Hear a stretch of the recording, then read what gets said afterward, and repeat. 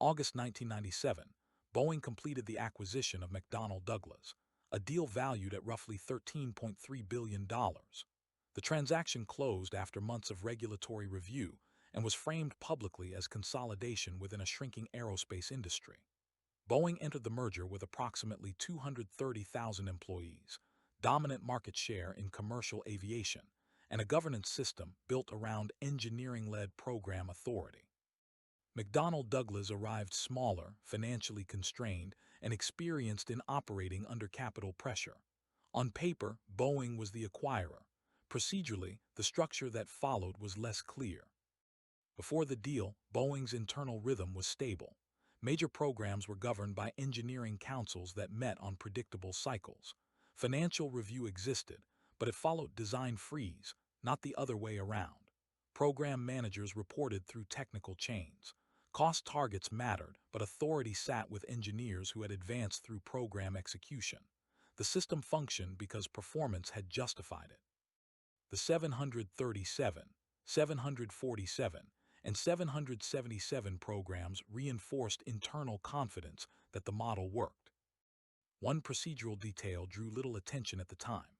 As part of the merger integration, Boeing agreed to adopt several McDonnell Douglas governance practices to harmonize oversight. Among them was expanded board-level visibility into program cost structures earlier in development cycles. The change was described as alignment, not alteration. No crisis accompanied the announcement. The system absorbed it without objection. In the months following close, Boeing's board composition shifted. Former McDonnell Douglas executives gained seats, including individuals who had spent their careers managing decline rather than expansion. This was not framed as ideological change. It was described as continuity of institutional knowledge. The board continued to meet on its quarterly cadence. Committees retained their names. The oversight architecture appeared intact. Internally, the merger was justified by scale. Airbus had consolidated European capabilities. Defense budgets were compressing. Suppliers were concentrating. Boeing's leadership argued that absorbing McDonnell Douglas would stabilize defense revenues while reinforcing commercial dominance. Alternatives were not discussed publicly, and internally they were unnecessary. Boeing's performance record suggested that expansion could be integrated without cultural disruption. At the same time, McDonnell Douglas brought a different survival logic. Years of operating with thin margins had elevated finance as a gating function. Programs at McDonnell Douglas were evaluated through cash preservation rather than design margin. Authority had migrated upward as resources contracted. The practices were adaptive responses, not philosophies. In integration meetings, both interpretations were presented as operationally equivalent. Early signals suggested alignment. Finance executives began receiving standing invitations to engineering reviews. Separately, program capital proposals were routed through an additional review layer before approval. Each adjustment was modest. Each was justified independently.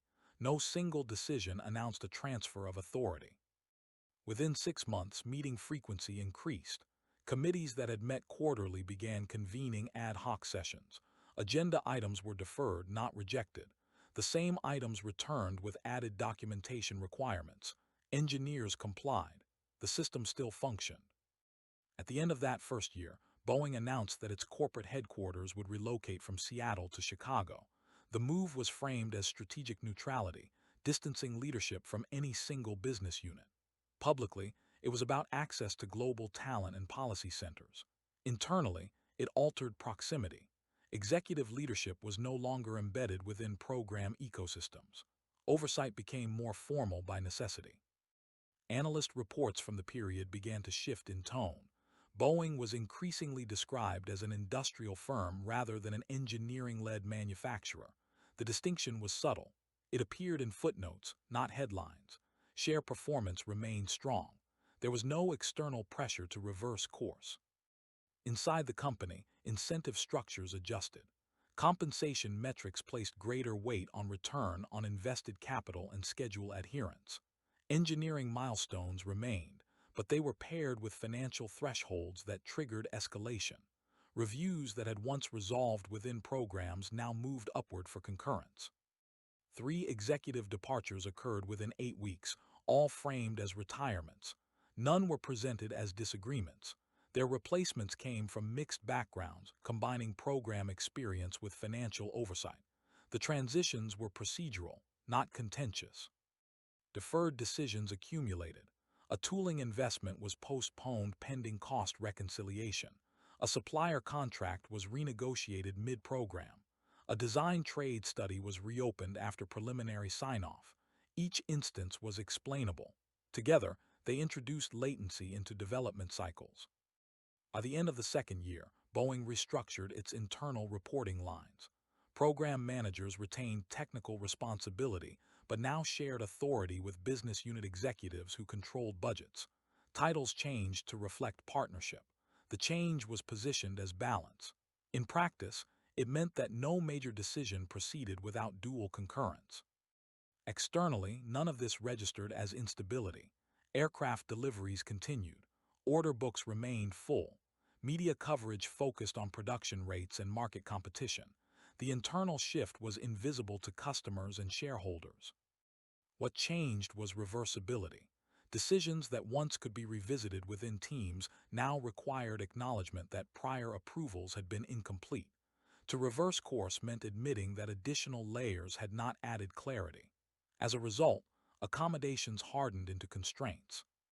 The board formalized these structures through votes that redistributed agenda control. Committees gained explicit authority to request external validation before milestone approval. Advisors expanded their scope.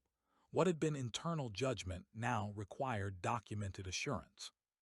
Around the same time, external narratives simplified. Boeing was described as prioritizing shareholder value. The phrase traveled faster than any internal memo. It was not inaccurate, but it flattened complexity.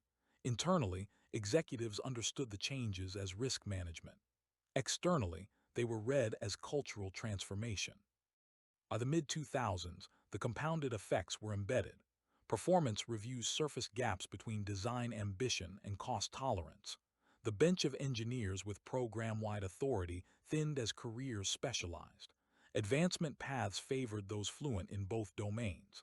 The system selected for a different profile. No single decision redirected Boeing's engineering culture. Each step constrained the next. Separating leadership from program sites necessitated formal oversight. Formal oversight justified additional financial gating.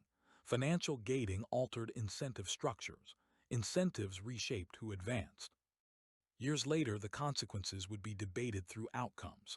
But within the period of the merger itself, the file shows something quieter. Governance frameworks were updated. Authority migrated incrementally. The question that remained unanswered was whether Boeing had acquired McDonnell Douglas or absorbed its logic.